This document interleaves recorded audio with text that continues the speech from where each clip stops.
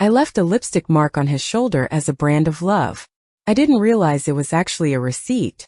While I was drowning in the heat of a transit hotel room, he was using my whispers to dismantle my husband's life, piece by piece.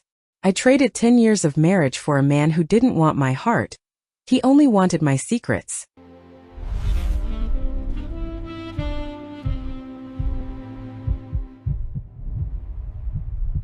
The Pacific breeze tugged at the linen curtains of our Monterey home. A soft, rhythmic movement that felt more like a weary sigh than a refreshing breath. Outside, the fog was beginning to lift, revealing the meticulously manicured lawn and the distant, shimmering line of the ocean. Everything in this house had its place, curated over 10 years of a marriage that felt as polished and hollow as a decorative seashell. I stood by the window, my bare feet sinking into the plush white carpet, watching the light catch the dust motes dancing in the air. The silence was heavy, a thick layer of domesticity that seemed to press against my chest, making every breath feel deliberate and slightly too shallow for comfort. I watched the sunlight dance across the surface of my porcelain teacup, the golden reflections mocking the stillness of the room.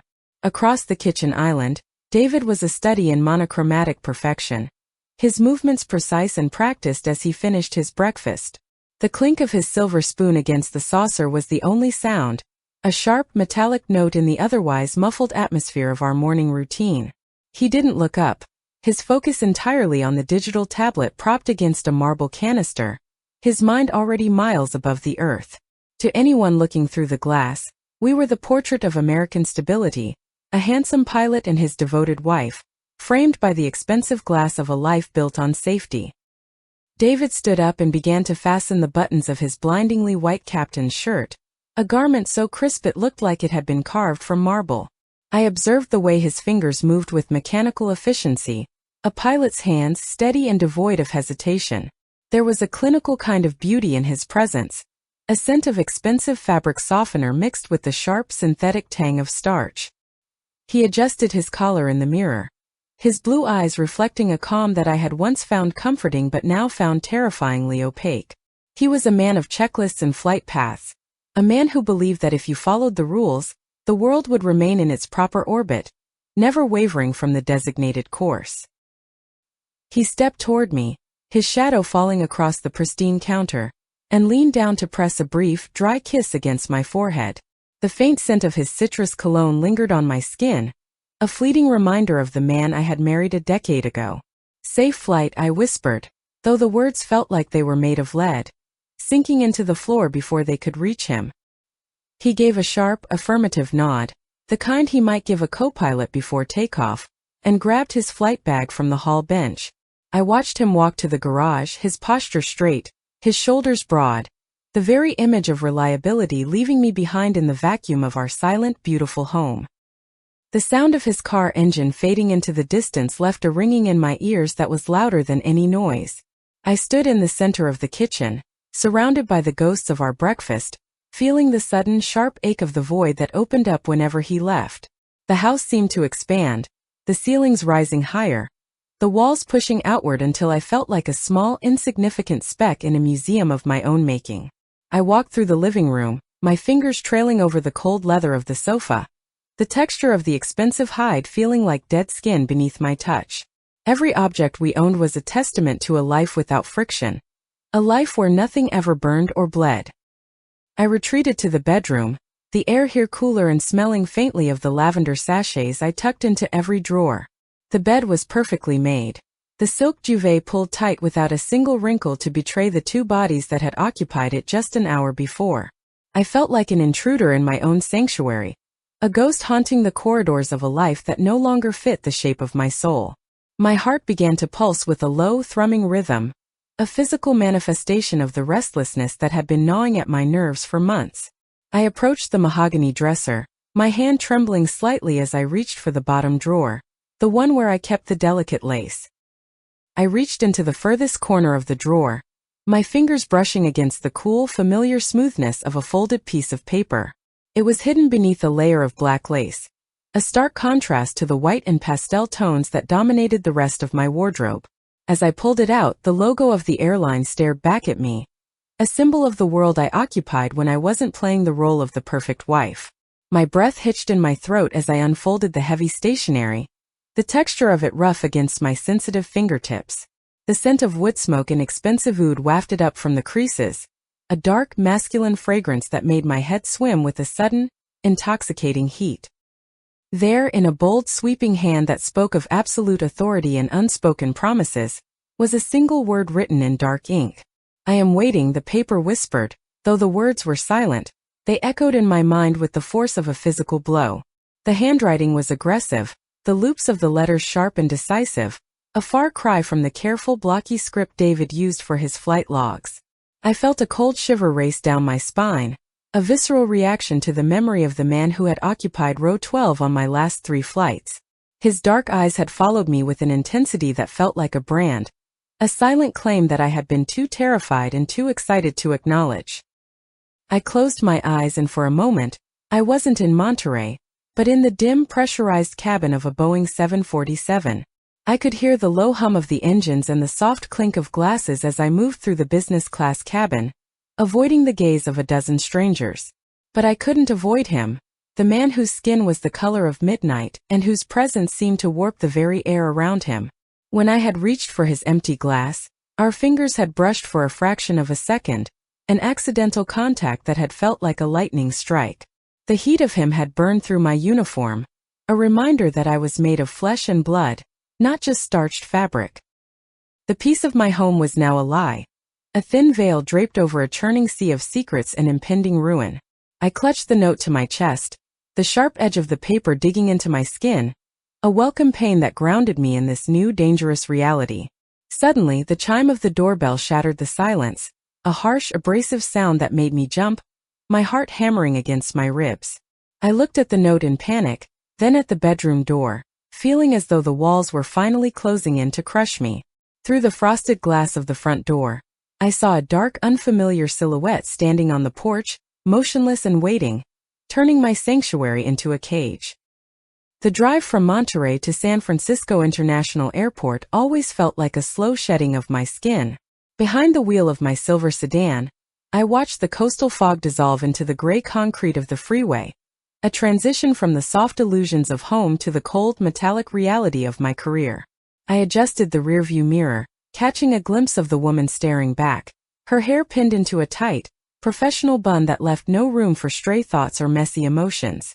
My uniform was a second skin, a navy blue sheath that promised order and anonymity in a world that moved at 500 miles per hour. By the time I parked the car, Claire the wife was gone, replaced by the ghost of a woman who existed only between time zones. Inside the terminal, the air was a sterile cocktail of jet fuel, expensive duty-free perfume, and the desperate, hurried energy of thousands of travelers. I moved through the crowded halls with the practiced grace of someone who had spent her life navigating the narrow aisles of an aluminum tube. The rhythmic clicking of my heels against the polished marble floor was a countdown, a metronome marking the seconds until I would see him again. Every face I passed was a blur of exhaustion and expectation, but I was focused only on the gate where Flight 412 was waiting. It was a transcontinental bridge between the life I was supposed to lead and the one that was beginning to consume me from the inside out. The cabin of the Boeing 747 was cold when I stepped inside, the artificial light reflecting off the overhead bins and the pristine leather of the business class seats. My colleagues moved around me like shadows, their voices muffled as they performed the pre-flight checks that were second nature to all of us. I went through the motions of checking the emergency equipment and straightening the headrest covers, but my hands were cold, my pulse thrumming with a frantic, hidden rhythm. Every time the jet bridge groaned, my heart skipped a beat, wondering if this would be the day the cycle broke. I smoothed my skirt, my fingers grazing the spot where his note had been hidden earlier that morning, a secret weight that anchored me. Boarding began with the usual influx of weary businessmen and privileged families, a stream of humanity that flowed past me in a haze of navy wool and designer leather. I stood at the galley entrance, my smile fixed and professional, greeting each passenger with the same rehearsed warmth while my eyes searched the crowd. Row 12 was still empty, a vacant stage waiting for its primary actor to take his place and begin the performance we had been perfecting for weeks. Then I saw him moving down the jet bridge, his height making him stand out amongst the sea of travelers like a predator among sheep. He walked with a slow, deliberate confidence that seemed to command the very air to move out of his way as he approached the aircraft. Marcus stepped into the cabin, and the atmosphere seemed to shift, the oxygen becoming thinner and charged with an intensity that only he could generate. He was wearing a charcoal suit that looked like it had been molded to his frame, the fabric expensive and subtle, yet unable to hide the raw power beneath. As he passed me, the scent of his cologne hit me like a wave, heavy notes of oud and a lingering trace of fine tobacco that felt illicit in the sterile environment of the plane. His dark skin was like polished obsidian, a deep, rich contrast to the pale ivory of his dress shirt and the light gray upholstery of the seat that awaited him. He didn't look at me, but I felt the weight of his presence as he settled into row 12. Once we reached our cruising altitude of 35,000 feet, I began the service, my movements stiff as I navigated the cart toward his row. The cabin was hushed, the low roar of the engines providing a sonic blanket that isolated us from the rest of the world. When I reached him, he was looking out the window, his profile sharp and regal against the blue expanse of the sky. I offered him a drink, my voice barely a whisper above the mechanical hum, and he turned his head slowly to face me. His eyes were dark and unreadable, twin wells of mystery that seemed to see straight through my professional facade and into the messy, terrified girl underneath. He didn't say a word, but the silence between us was louder than the screaming jet. I reached out to take the empty crystal glass from his hand, and for a heartbeat that felt like an eternity, our fingers brushed against one another. It was a brief, seemingly accidental contact, but the sensation was like an electric discharge that jolted through my entire body, leaving my skin tingling. The heat from his hand was startling, a direct contrast to the recycled, frigid air of the cabin that usually kept me numb. I felt my breath hitch in my throat, a sharp intake of air that was far too intimate for a public setting, yet no one else seemed to notice the tectonic shift occurring in row 12. He held my gaze for a second longer than necessary, his grip on the glass firm and unyielding before he finally let go, leaving me feeling shivering. My mind drifted to David, who I knew was currently commanding a different flight, his hand steady on the controls of a similar vessel somewhere over the Midwest. He was probably checking his instruments with the same meticulous care he applied to our grocery list or our weekend plans, oblivious to the storm brewing in my soul. There was a terrifying safety in David's world, a lack of shadow that I had once mistaken for peace but now recognized as a slow suffocation. He was the sun, constant and predictable, while Marcus was the moon, a dark force that pulled at the tides of my restraint until I was drowning in my own desires. I was a traitor to the light, a woman who had spent 10 years building a fortress of virtue only to let the gates swing wide. Later, as I was collecting the refuse from the cabin, I noticed a small piece of paper tucked into the magazine pocket of his seat, just visible behind a safety card. Marcus was sleeping, his head tilted back, his long lashes casting shadows against his high cheekbones, looking strangely peaceful despite the chaos he had unleashed. My fingers trembled as I reached for the slip of paper, sliding it into the palm of my hand and tucking it into the pocket of my apron with a practiced stealth. It felt heavy, a physical manifestation of the bargain I had made with myself, a secret that burned against my thigh through the layers of my uniform. I didn't look at it immediately. I needed to be alone, away from the prying eyes of the other crew members. I retreated to the small, cramped confines of the rear galley, hiding behind the heavy curtain that smelled of coffee and sanitizing wipes. With fumbling hands I unfolded the paper, my eyes scanning the brief, commanding lines of text that offered no comfort and no tenderness. It was a set of coordinates for my downfall, a time, a date, and a room number at the transit hotel located near John F. Kennedy International Airport. There were no signatures, no declarations of affection, only the cold, hard facts of a man who didn't need to ask for what he wanted because he already possessed it. The starkness of the message was more intoxicating than any love letter could have been, a raw admission of power that made my knees weak and my stomach flip. I walked back into the cabin, my eyes drawn inevitably toward row 12, where the light from the small reading lamp caught the edge of his jaw. Through the thick glass of the cabin window, I saw his reflection superimposed over the dark, shifting clouds that raced by beneath us at 600 miles per hour. He was awake now, staring into the void with a calm, predatory stillness that made me wonder if he was even human or some manifestation of my own darkest needs. His reflection seemed to occupy the entire horizon, a giant made of shadow and ambition who was slowly swallowing the world I had known. He was a man who moved pieces on a board I couldn't even see, and I was beginning to realize that I wasn't a player in his game but a sacrifice. The descent into New York began as a series of gentle vibrations, the aircraft nose dipping slightly as we began our long slide toward the glittering lights of the coast. I felt the familiar pressure in my ears, a physical sensation of the transition from the ethereal height of the sky back to the heavy, complicated reality of the earth. Every foot we lost felt like a foot deeper into the abyss I had chosen, a descent that was as inevitable as gravity and as permanent as death. I checked my reflection in the galley mirror, seeing a woman who looked the same as she had 6 hours ago. Yet I knew that every cell in my body had been altered. The mask was still in place, but beneath the navy blue wool, the cracks were wide enough to swallow the sun. The aroma of seared beef and red wine began to fill the cabin, a rich, heavy scent that felt suffocating in the enclosed space of the business class section. I moved through the aisle with my heavy cart, the wheels clicking over the carpeted floor with a sound that reminded me of a ticking clock. Every tray I handed out was a ritual of service, a distraction from the burning weight of the note that sat in my pocket like a hot coal. I watched a passenger in row 10 spill a drop of wine on his tie, his frustration a small, insignificant drama in a world that was about to collapse. When I reached Marcus again, I offered him a small bowl of warmed nuts, the scent of sea salt and rosemary mingling with his oud perfume in a way that made my pulse jump. My fellow attendant, Sarah, brushed past me in the galley, her eyes sharp and questioning as she noticed the slight tremor in my hands. "Are you all right, Claire?" she asked, her voice low and filled with the kind of casual concern that usually made me feel safe, but now felt like an interrogation. I forced a smile, the muscles in my face aching with the effort of maintaining the illusion of normalcy while my insides were screaming. "Just a bit of turbulence," I replied, a lie that was true on a level she would never understand, my voice sounding hollow and metallic to my own ears.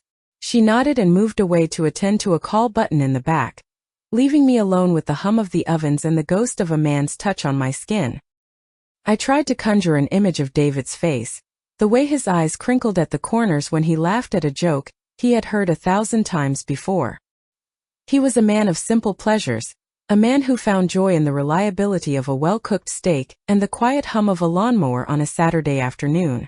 Our life together was a series of predictable events, a calendar filled with anniversaries and birthdays that we celebrated with the same polite enthusiasm every year.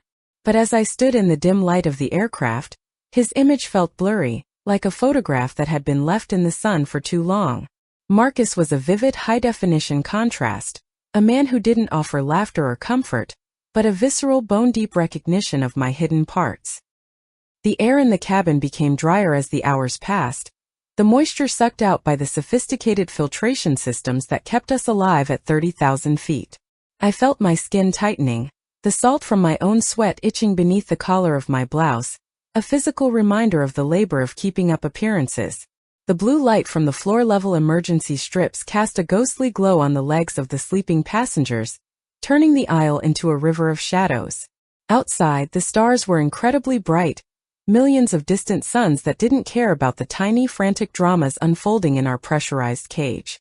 I felt so small, a speck of dust caught in the gears of a massive, uncaring machine, and yet the weight of my choice felt heavy enough to pull us down.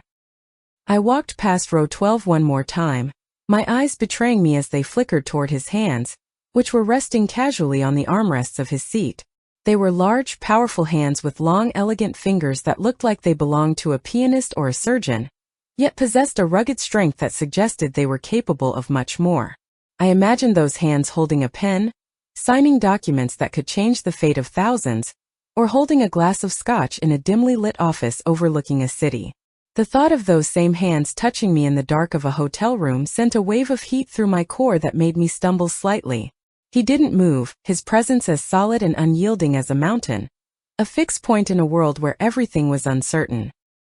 The captain's voice came over the intercom, a deep, resonant baritone that reminded me so much of David that I winced at the sound of it.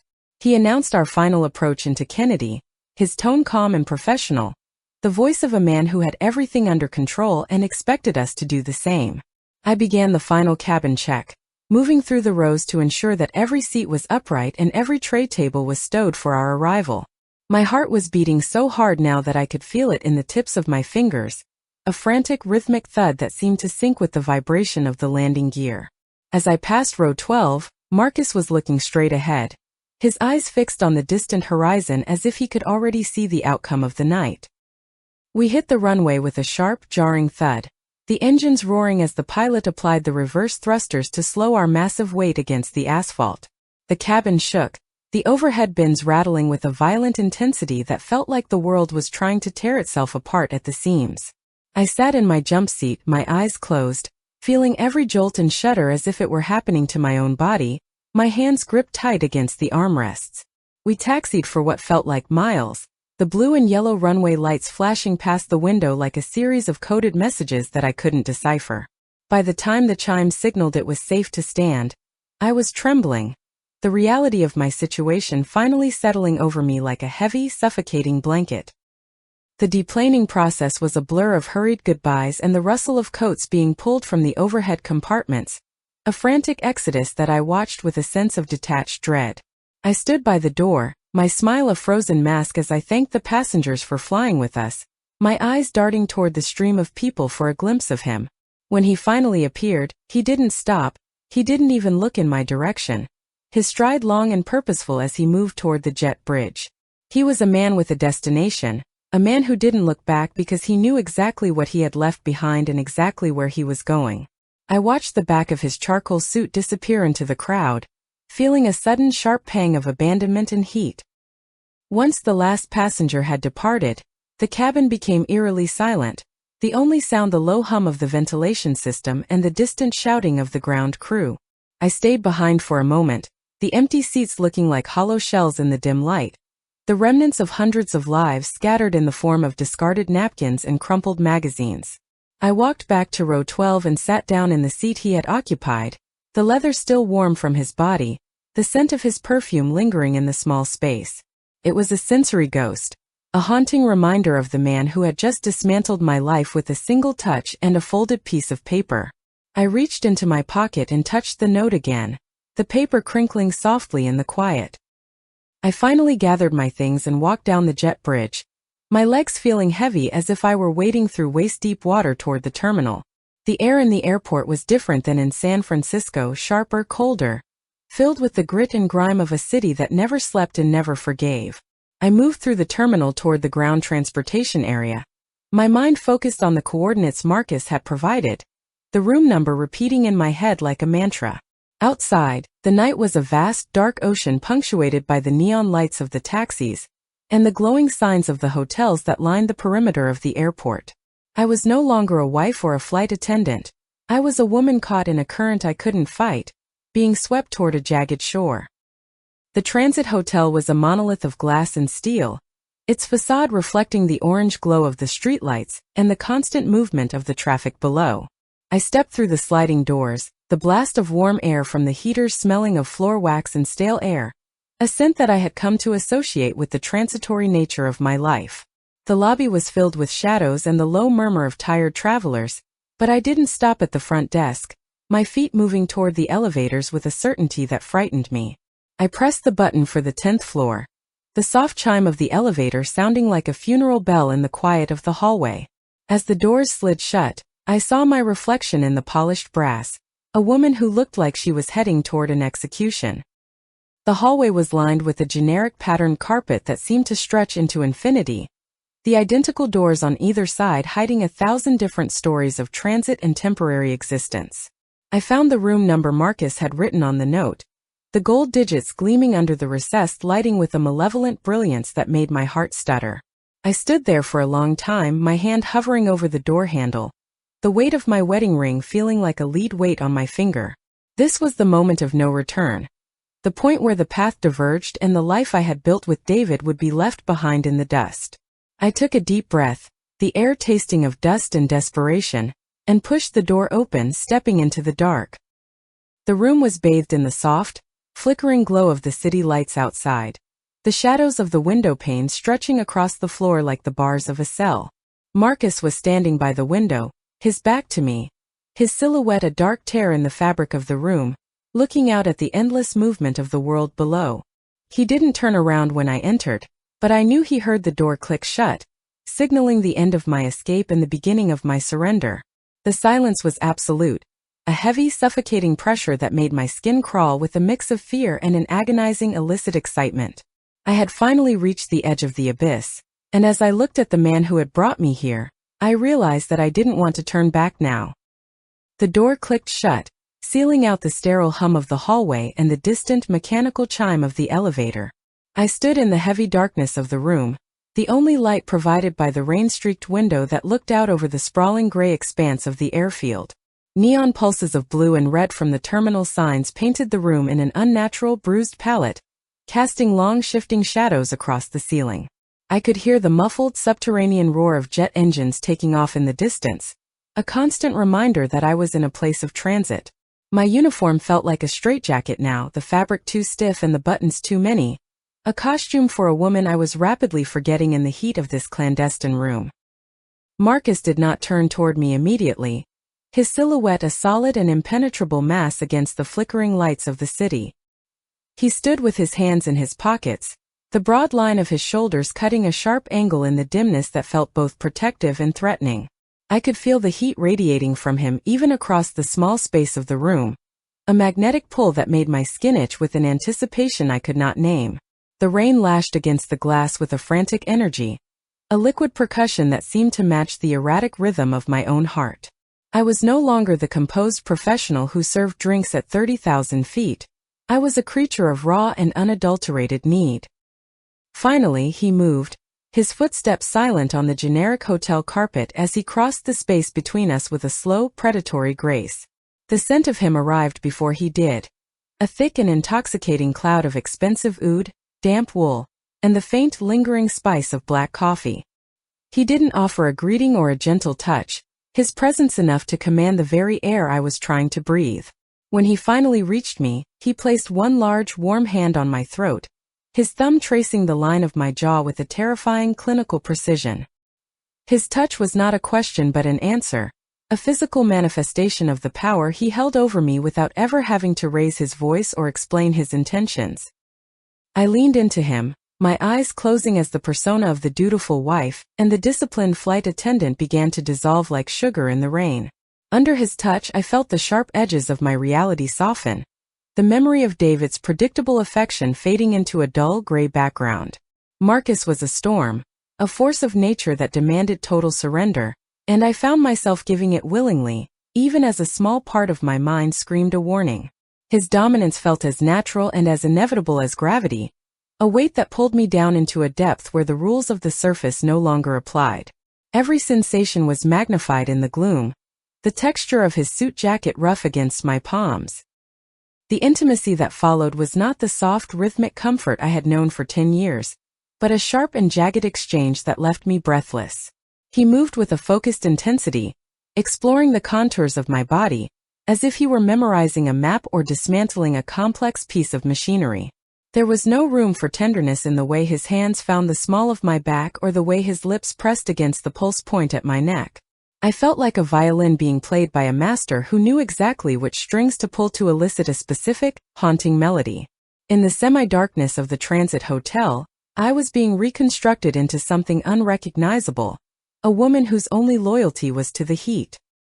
Between the moments of feverish intensity, his voice emerged as a low and gravelly vibration that seemed to resonate directly within my chest.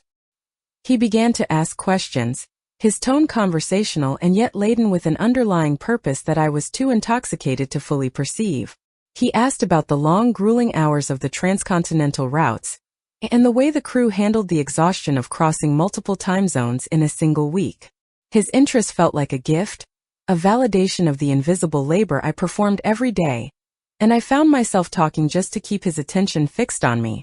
I didn't notice the way he guided the conversation, his mind working with the same precision as his hands. "Tell me about David," he whispered, his breath hot against my ear as he traced the line of my collarbone with a slow, deliberate finger. He asked about my husband's routine, the way he prepared for the long-haul flights, and the specific security protocols the senior pilots were required to follow during the new safety audits. I spoke of David's dedication to his craft, describing the meticulous way he logged every flight hour, and his deep-seated pride in the airline's impeccable safety record. I shared anecdotes about the internal memos David complained about over dinner, the ones regarding the new cargo handling software, and the upcoming changes to the board of directors. To me, it was just talk. I described the layout of the crew lounges and the hidden vulnerabilities in the passenger manifest systems that we often joked about during our layovers in Chicago and London. Marcus listened with a stillness that was almost unnatural, his dark eyes never leaving mine even as he continued to weave his physical spell around me. Every detail I offered up seemed to fuel his focus, a quiet collection of data points that he gathered with the same ease as a gardener picking ripe fruit. I felt a strange sense of importance, as if my insider knowledge made me more valuable in his eyes, a partner in a secret world that David could never hope to understand or inhabit with me. The rain continued to hammer against the paned glass, creating a wall of sound that isolated us from the millions of lives moving through the city outside. I felt as though we were in a capsule, a small pocket of reality where the consequences of my words and actions were suspended in the neon-tinted air. I didn't think about the ethics of sharing company secrets or the potential fallout for David's career. I only thought about the way Marcus made me feel. He was an anchor in a world that was constantly shifting, a solid point of reference in the chaotic sea of my own dissatisfaction. I was drowning in the attention he gave me, unaware that I was being dismantled piece by piece. He asked about the investors, his fingers tangling in my hair as he pulled my head back to look into my eyes with a sudden and sharp intensity. Did David ever mention the names of the men who were pushing for the new efficiency mandates? He asked, his voice a smooth and dangerous purr. I told him everything I could remember, the names of the holding companies and the whispers of a potential merger that had been circulating through the pilots' union for months. I felt like an informant in a noir film, a woman trading secrets for the promise of a life that felt more real than the one I had left behind in Monterey. The weight of my wedding ring was a ghost, a faint pressure I chose to ignore. As the night progressed, our proximity became a tool, a way for him to bypass my defenses and extract the information he needed with the surgical precision of a spy. I was so caught up in the sensory overload of his presence that I failed to see the patterns in his inquiries, or the cold calculation behind his dark, handsome face. To me, this was a romance of the highest stakes, a dark and beautiful connection that transcended the mundane reality of my marriage. I felt powerful and seen, a woman who possessed keys to a kingdom that a man like Marcus desired. I was blinded by the light of my own rebellion, unable to see the shadow that he was casting over my entire future. The air in the room grew heavy with the scent of our shared exertion, and the metallic tang of the heater that hummed beneath the window. I felt a deep and hollow ache in my chest, a realization that the version of myself that existed in this room was the only one I wanted to keep. I looked at Marcus, his dark skin shimmering with a faint sheen of sweat in the red glow of the neon sign outside, and I felt a surge of possessive desire. He was mine in this transitory space, a king without a throne who had chosen me to be his queen for a few stolen hours. I wanted to stay in this moment forever, held fast by the gravity of his dominance, and the intoxicating lure of the unknown.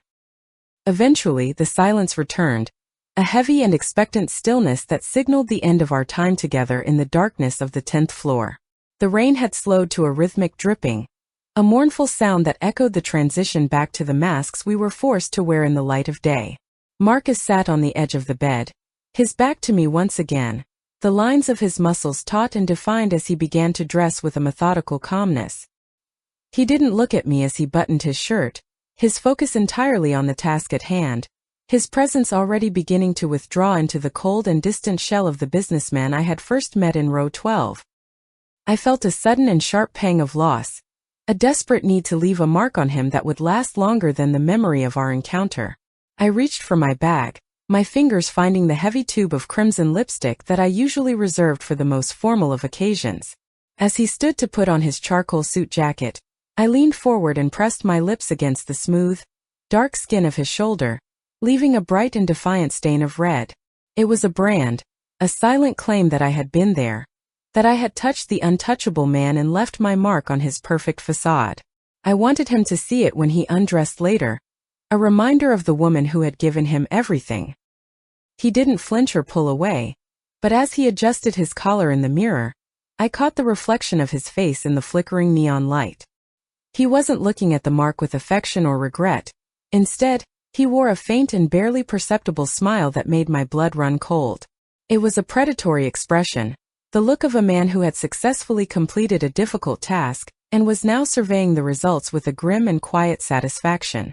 In that moment, the predatory nature of our connection became clear, though my heart refused to accept the truth that was staring back at me from the glass. He had what he wanted, and I was merely the vessel that had delivered it to his hand. I watched him walk toward the door, his silhouette once again becoming a dark tear in the fabric of the room as he prepared to step back into his world.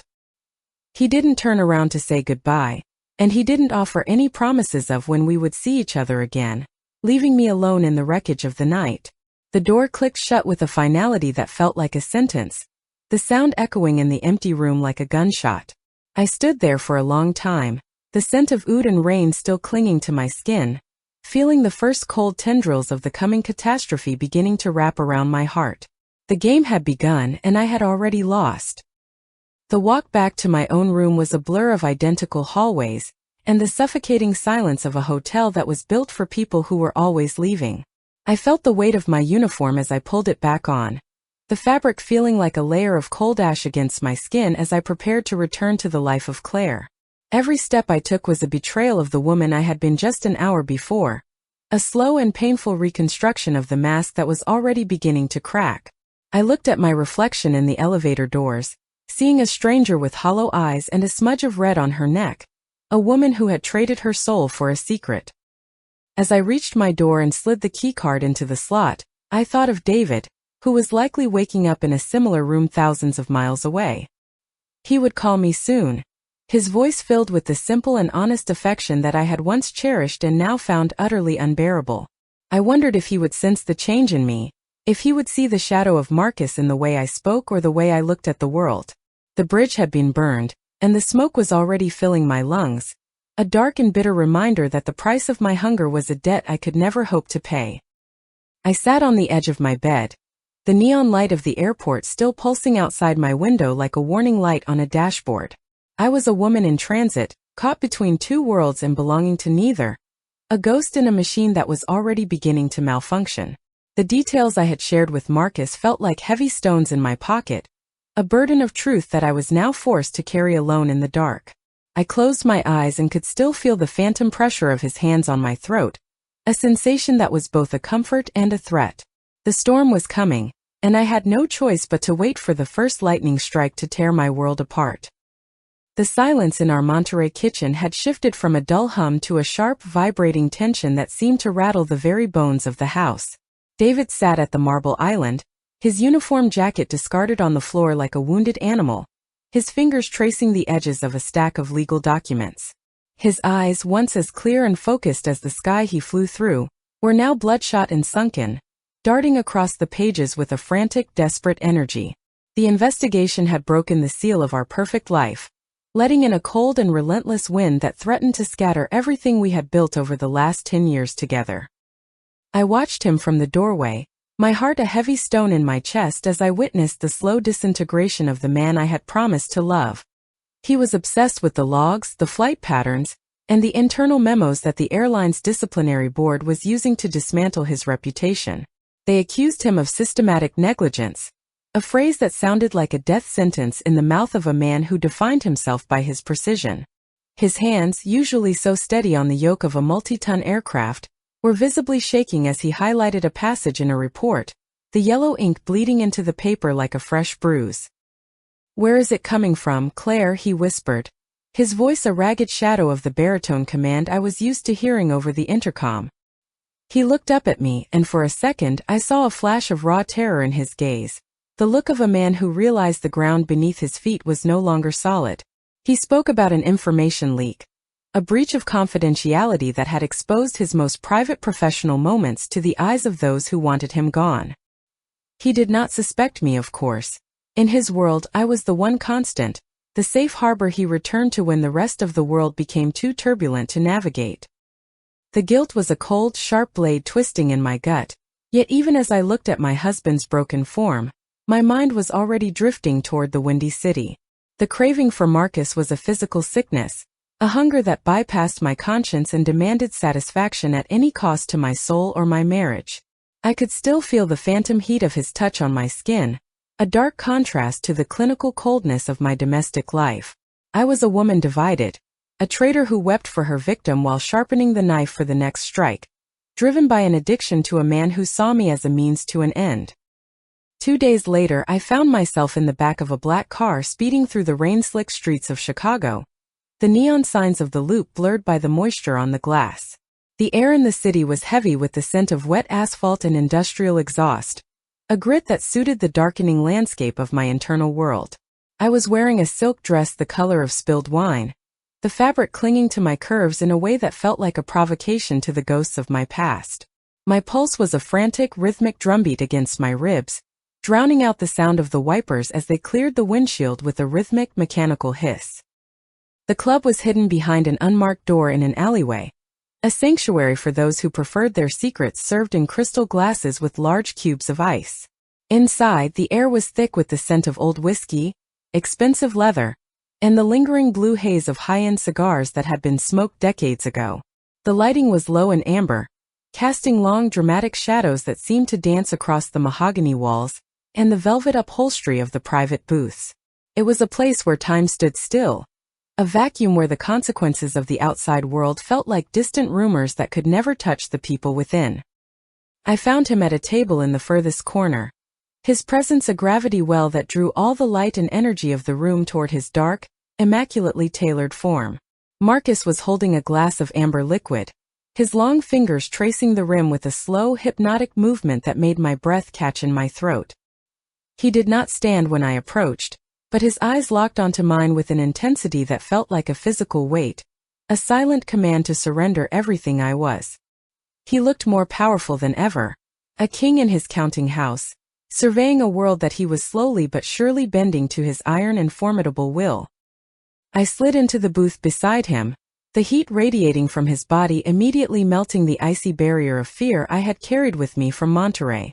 "Marcus," I started, my voice trembling as I tried to explain the nightmare that had descended upon David and our home over the last 48 hours. I told him about the investigation, the accusations of negligence, and the way my husband was withering under the pressure of a phantom enemy he could not see or fight. I was looking for a sign of sympathy, a word of comfort that would tell me I was not alone in this chaos, but his expression remained as unreadable as a desert horizon. He did not offer words of consolation. Instead, he reached out and took my hand, his grip firm and possessive, pulling me closer until I could smell the oud on his collar. His eyes searched mine, not for pain, but for the information he knew I was holding, his mind already processing the news of David's downfall with a cold, predatory efficiency. He did not care about the man losing his career. He only cared about the leverage that loss provided in the larger game he was playing with the airline's future. I felt a chill run down my spine, a momentary realization of his cruelty that was quickly drowned by the surge of desire he ignited. Before I could say another word about David, Marcus leaned in, his lips brushing against my ear as he whispered something low and unintelligible that sent a jolt of electricity through me. He led me away from the table, his hand heavy on the small of my back, guiding me toward a dark and secluded corner where the shadows were deep enough to hide 1,000 sins. The tension between us had reached a breaking point, a fever that needed to be broken by the raw and desperate energy of our connection. In that moment, I let the world burn, choosing the fire of his touch over the freezing reality of the life I was systematically destroying. The encounter was marked by a sense of urgency that bordered on violence, a physical manifestation of the desperation that was beginning to define our illicit relationship. We were two animals caught in a trap of our own making, clawing at each other for a sense of reality in a world that felt increasingly like a hallucination. I felt the rough texture of the wall against my back, and the heat of his body pressing into mine, a sensory overload that blocked out the memory of David's shaking hands. Every touch was a brand, a reminder that I belonged to the man who was currently dismantling my life, and I found myself craving more of the very poison that was killing me. Afterward, as we stood in the half-light of the hallway, The air between us was thick with the scent of sweat and the heavy metallic tang of the nearby service elevators.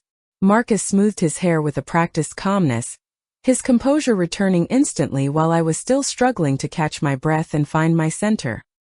He began to ask more questions, his voice a soothing, melodic hum that felt like a lullaby designed to put my conscience to sleep while he worked his craft.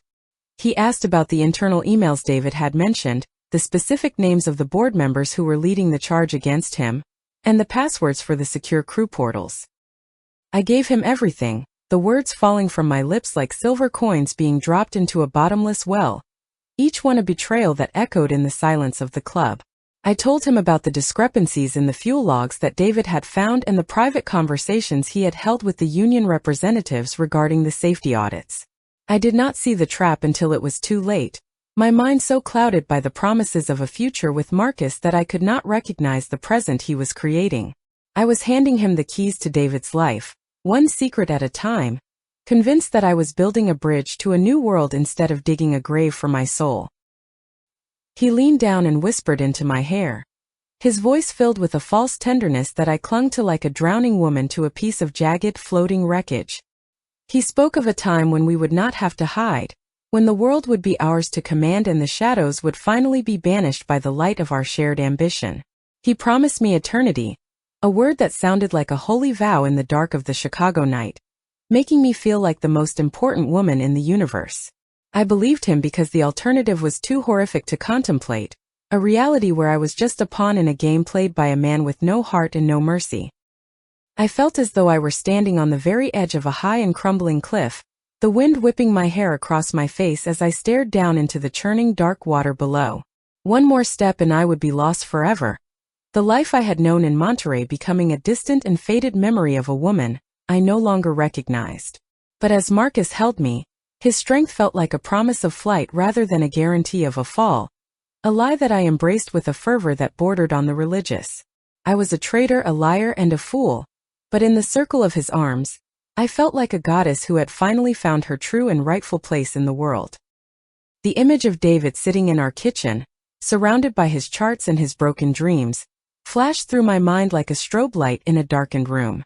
I saw his steady hands, the hands that had held me through the grief of losing my parents and the joy of our first anniversary, now reduced to trembling claws. I felt a sudden sharp surge of nausea, a physical rejection of the path I had chosen, but it was quickly suppressed by the intoxicating scent of Marcus's cologne. I was a ghost haunting the ruins of my own marriage, a spectator watching the slow-motion collision of my two worlds, unable and unwilling to look away from the wreckage I had caused. We walked out of the club and into the cool, damp air of the Chicago night, the city lights reflecting off the puddles like 1,000 shattered jewels scattered on the asphalt. Marcus signaled for a car, his movements graceful and efficient, a man who never wasted a single gesture or a single moment of his precious and calculated time. He touched my cheek one last time, a gesture that felt more like a brand than a caress, and watched as I slid into the back of the waiting vehicle. As the car pulled away, I looked back and saw him standing in the shadows of the alley, a dark and silent sentinel watching over the destruction he had so carefully orchestrated with my help. The ride back to my hotel was a silent journey through a landscape of concrete and neon, the hum of the tires against the road a monotonous soundtrack to my internal collapse. I felt the weight of the secrets I had just surrendered, a physical burden that seemed to press down on my shoulders until I could barely sit upright. Every street lamp we passed illuminated the red silk of my dress, a vivid reminder of the night's events and the blood that was figuratively on my hands. I was no longer an innocent bystander in David's tragedy. I was the architect of his ruin, the silent partner in a crime that was as much about power as it was about desire. Back in the sterile, lonely confines of my hotel room, I stripped off the silk dress and stood before the full-length mirror, staring at the woman I had become. My skin was flushed, my hair a tangled mess, and my eyes held a feverish light that frightened me even as it fascinated me with its raw and honest hunger. I looked for the girl who had married David 10 years ago, but she was gone, buried beneath layers of deceit, and the intoxicating influence of a man who did not know the meaning of the word love. I was a hollow shell, a vessel filled with the dark and dangerous secrets of a world that was about to explode into a million jagged and lethal pieces.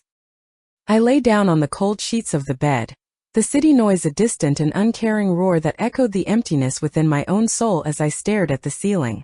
The storm was no longer just a metaphor. It was a living, breathing entity that had taken up residence in my heart, waiting for the final signal to unleash its full and terrible fury. I knew that the morning would bring more bad news for David, more questions I could not answer, and more lies I would have to tell to keep my secret life afloat. As I drifted into a fitful and troubled sleep, the last thing I saw was Marcus's face, his eyes twin voids of darkness that promised everything and offered nothing but the abyss. The Union headquarters was a building of glass and gray concrete that seemed to drain the color from the Chicago sky. I walked through the heavy revolving doors, the conditioned air hitting my face with the scent of floor wax and old paper. My heels clicked against the lobby floor, a sharp and hollow sound that echoed my own internal emptiness. I had been summoned to give a formal statement, a process that felt like a surgical removal of the last remnants of my privacy. I felt like a ghost walking among the living, my secret life with Marcus a dark shadow that trailed behind me, threatening to trip me up at every step. The waiting room was filled with the low murmur of voices and the rustle of newspapers, a sound that reminded me of dry leaves in a storm. I sat on a hard plastic chair, my hands folded in my lap to hide the tremor that I could no longer control. Across the room, a large clock on the wall ticked with a mechanical indifference, each second a hammer blow against my fragile composure. The fluorescent lights overhead hummed with a high-pitched frequency that made my teeth ache, and my skin feel too tight for my body. I was surrounded by men in suits who looked through me as if I were a piece of furniture, a mere detail in the larger tragedy of David's failing career. When they finally called my name, the sound felt like a physical strike against my chest, a summons to the executioner's block. I followed a stern-faced woman down a long, narrow hallway lined with framed photographs of historic aircraft and aging Union leaders. The air grew colder as we approached the inner sanctum, the smell of stale coffee and industrial cleaner becoming more pronounced with every step. I was led into a conference room where a group of men sat around a massive table, their faces obscured by the shadows of the late afternoon sun. They did not look at me with sympathy. They looked at me with the cold curiosity of scientists examining a peculiar and damaged specimen. On the table before me lay a thick dossier, its white pages gleaming under the harsh office lights like the bones of a skeleton. One of the men, a lawyer with a voice as dry as parchment, gestured for me to sit and began to explain the nature of the hearing. He spoke of the hostile takeover bid for the airline and the necessity of clearing the ranks of any perceived liabilities before the merger. My eyes were drawn to the top sheet of a separate pile of documents, a list of the primary investors and board members of the holding company. At the very top, printed in bold and uncompromising letters, was a name that made the world around me tilt and blur into a chaotic swirl of gray. Marcus Vance. The name stared back at me with a malevolent clarity, a jagged piece of glass that pierced the carefully constructed illusions of my mind. I felt a sudden sharp drop in my body temperature, a frost that started in the marrow of my bones and spread outward until my skin was cold to the touch. The letters seemed to pulsate on the page, each stroke of the pen a reminder of the hours we had spent in the dark of transit hotels and hidden clubs. He wasn't just a businessman who traveled frequently. He was the architect of the very destruction I was currently witnessing. He was the man who was buying our lives, one shattered reputation at a time, and I was his silent accomplice. I leaned forward, my breath coming in short, ragged gasps as I scanned the supplementary reports attached to the investor profile. There, in a section regarding risk management and operational efficiency, were details that could only have come from the lips of someone who knew David's most intimate habits. The report mentioned the specific dates of his fatigue, the passwords he used for his personal flight logs, and the names of his most trusted confidants within the Union. These were the things I had whispered into the darkness of Marcus's shoulder, the small fragments of a life that I had traded for the promise of a passion that now felt like a handful of bitter ash. Everything began to click into place with a terrifying and mathematical precision, a puzzle that revealed a monster where I had once seen a savior. Our meetings had never been accidental. Every flight he took in row 12 had been a calculated move on a chessboard I was too blind to see. He had targeted me because I was the weak link, the wife of a senior captain who was also a significant, if quiet, shareholder in the company. By discrediting David, He wasn't just removing a pilot. He was eliminating a vote on the board that would have blocked his hostile takeover. Our romance had been a business transaction, a cold-blooded operation designed to extract intelligence from a lonely woman. I remembered the scent of his oud perfume and the way his hands had felt on my skin, and for a moment, I felt a wave of visceral nausea. Every touch was now tainted with the knowledge of his intent. Every kiss a lie designed to loosen my tongue and soften my resolve. I had been a source, a human asset to be utilized and then discarded when the objective had been achieved and the target neutralized. The heat I had felt in his presence was now a freezing realization that I had been hollowed out from the inside, a vessel for his ambition and his greed. I was not his lover. I was a tool he had used to dismantle the man who had loved me with a simple and honest heart. The lawyer continued to drone on, his voice a distant hum that I could no longer process or understand as I stared at the papers. He was talking about the evidence of David's negligence, the logs that had been accessed and altered, and the testimonies of anonymous sources that corroborated the claims. I realized then that I was those anonymous sources, my idle complaints and shared frustrations being twisted into the ropes that were now hanging my husband. I wanted to scream, to tear the documents into 1,000 pieces, but I remained frozen in my chair, a statue of a woman who had realized her own damnation too late to seek any form of salvation. David had been a sacrifice on the altar of a merger, a man whose only crime was being in the way of a powerful man's hunger for more. I thought of his shaking hands in our kitchen and the way he had looked at me for support, and the guilt became a physical weight that threatened to crush my ribs. I had watched him burn while I was warming myself by the very fire that was consuming him, a traitor who had mistaken a predator's interest for a soulmate's connection. The irony was a jagged blade, cutting through the last of my excuses until there was nothing left but the raw and bleeding truth of my own spectacular failure as a wife and as a human. I saw Marcus now for what he truly was, a man without a shadow, a creature of pure calculation who moved through the world with a devastating and silent grace. He did not feel the heat of the sun or the cold of the rain. He only felt the pulse of power and the rhythm of the deal. Every word he had whispered into my ear about eternity was a script, a practiced line delivered with the perfect inflection to ensure my continued cooperation. He had played me like an instrument, knowing exactly which strings to pull to make me sing the song of my husband's ruin. I was a casualty of a war I didn't know was being fought, a woman who had invited the enemy into her bed. I stood up abruptly, the legs of the heavy chair screeching against the floor like a wounded bird as I turned to leave the room without a word. The men at the table looked up in surprise, their faces masks of confusion and mild annoyance as they watched me flee from the evidence of my own shame. I didn't care about the deposition or the union's rules. I only cared about getting away from the stench of ink and the cold blue light of the office. My legs felt like they belonged to someone else, heavy and uncoordinated, as I navigated the maze of hallways that led back to the world outside. I was a woman on fire, yet I had never felt more like a block of solid ice in my entire life.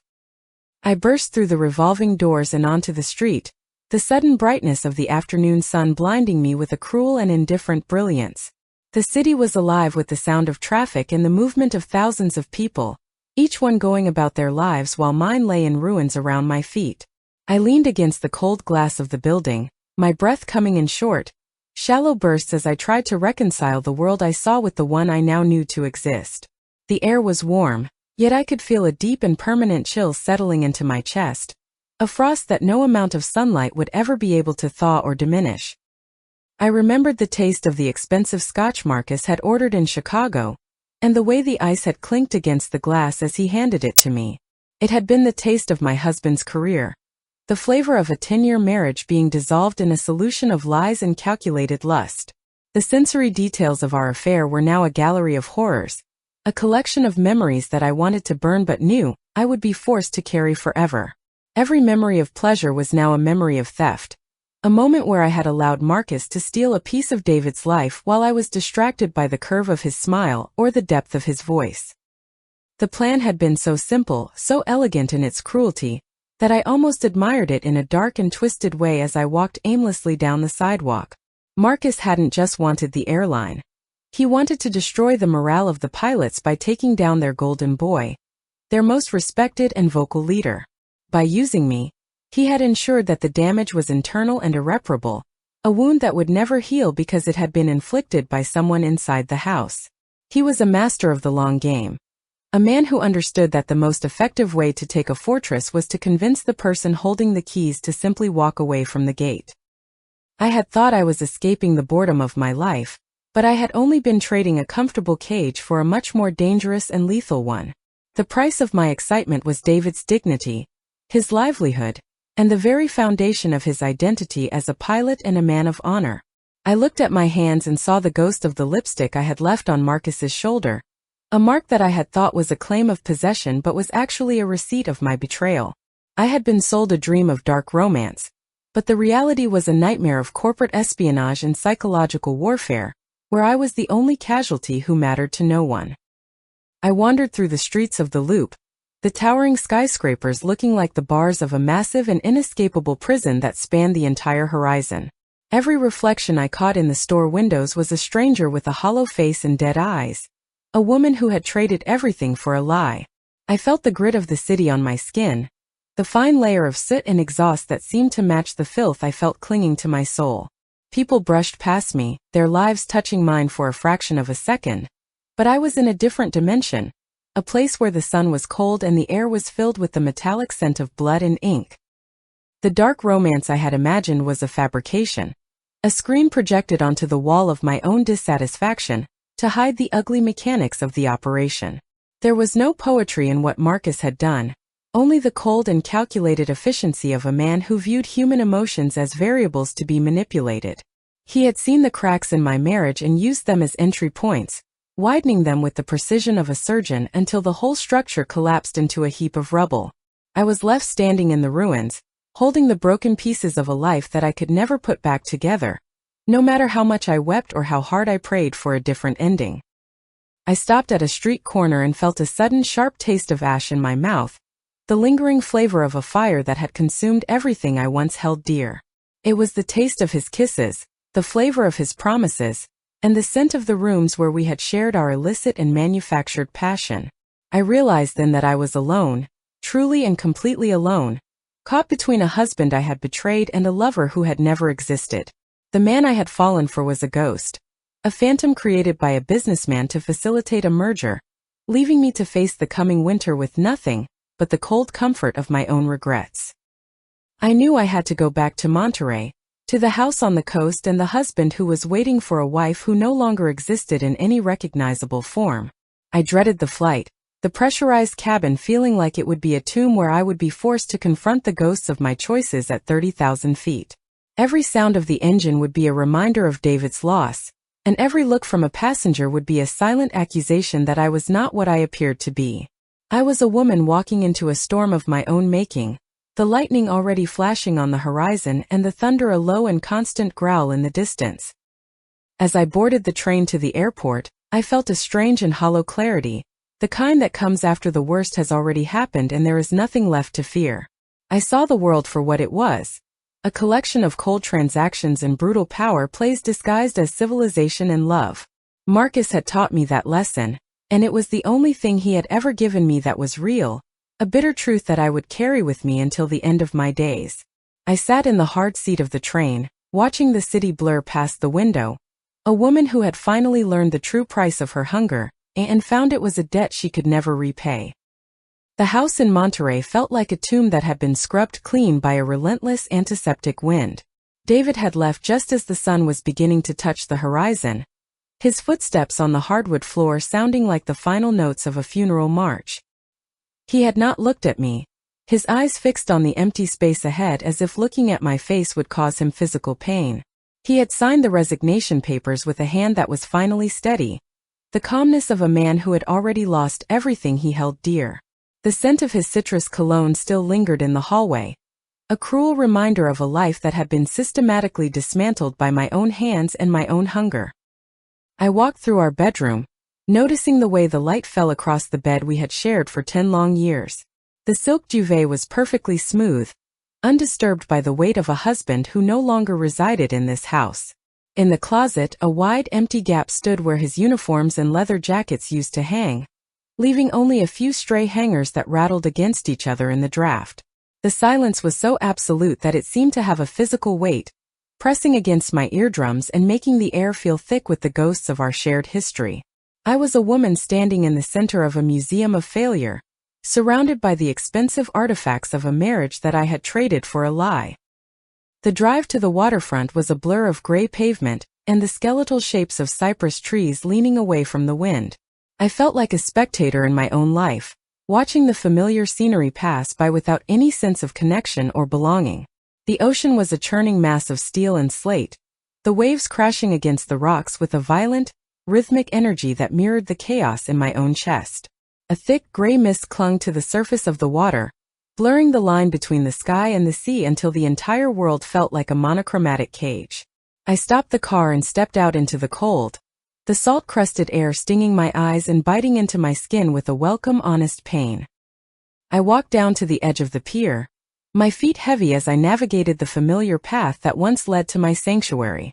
There he was, standing by the long black silhouette of a limousine that looked like a deep scar against the pale concrete of the walkway. Marcus Vance was a figure of absolute, unapologetic power, his charcoal suit looking crisp and expensive against the backdrop of the rugged coast. He stood with a predatory stillness, his gaze fixed on the horizon as if he already owned the very waves that were breaking at his feet. The scent of wood smoke and oud preceded him, a dark fragrance that cut through the briny smell of the Pacific with the precision of a scalpel. He turned toward me as I approached, his face a mask of calm satisfaction that made my blood run cold in my veins. He did not offer an apology or a word of comfort, for we both knew that the time for pretenses had ended in that sterile conference room in Chicago. Instead, he watched me with a quiet, appreciative intensity, as if he were admiring a piece of art that he had finally acquired after a long and difficult auction. The wind tugged at his coat, but he remained perfectly composed, a man who moved through the world with a devastating and silent grace.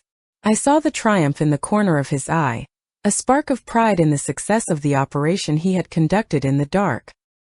I stopped 10 feet away from him, the distance between us feeling like a vast, unbridgeable canyon filled with the wreckage of my marriage. Every detail of our affair flashed through my mind, no longer as a sequence of romantic encounters but as a series of strategic maneuvers. The notes in the 12-row, the transit hotels, the questions about safety audits. It was all a beautifully executed operation designed to extract my husband's life. I looked at the man who had orchestrated my downfall and saw not a lover, but a master of industry who viewed human hearts as mere assets to be liquidated. The gray light of the morning revealed the truth. I was the instrument of my own destruction. "You look tired, Claire," he said, his voice a smooth and resonant baritone that still had the power to make my pulse jump despite the ice in my heart. He spoke as if we were old friends discussing a minor inconvenience, rather than two people who had just finished destroying a man's identity. He did not deny the game he had played. In fact, he seemed to take a perverse pleasure in the genius of its execution. He walked toward me, his movements graceful and certain, until he was standing close enough for me to feel the heat radiating from his body. He looked down at me with a faint smile, the look of a predator who had finally cornered his prey, and was now deciding how to savor the meal. He reached out and took my hand, his grip firm and possessive, pulling me closer until I was forced to look into the twin voids of his dark eyes. He spoke of the merger as a total victory, a done deal that would cement his place at the top of the corporate hierarchy for decades to come.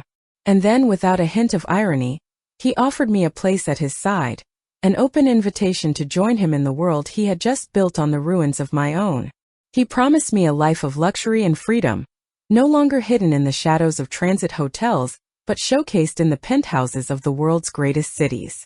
He was offering me the very freedom I had craved when I first let him touch me. The offer was a masterpiece of manipulation, a promise of everything I had once thought I wanted, delivered by the man who had stolen it all from me.